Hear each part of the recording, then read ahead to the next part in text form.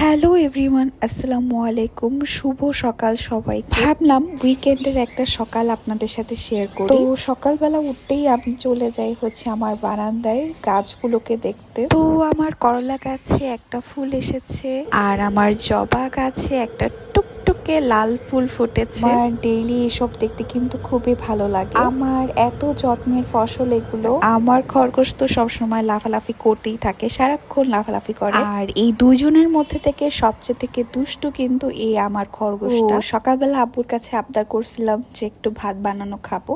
তো তারপর আমি এখান থেকে হচ্ছে আমার গাছ থেকে এখানে রসুন পাতা ছিঁড়ে নিচ্ছি। তারপর একটু মাকে একটু সাহায্য করলাম আর কি, আম্মুর একটু শরীরটা খারাপ আছে। তারপর হচ্ছে শুকনা মরিচ, পেঁয়াজ, রসুন পাতা, সরিষার তেল দিয়ে আব্বু ভাত ভাঙালো। তো এইটা খাইলাম, এটা আমার কাছে অনেক বেশি ভালো লাগে। দুপুর বেলা হচ্ছে আমি একটু রান্না বান্না করলাম। আসলে রান্না করতে আমার খুবই ভালো লাগে। তো এই যে আমি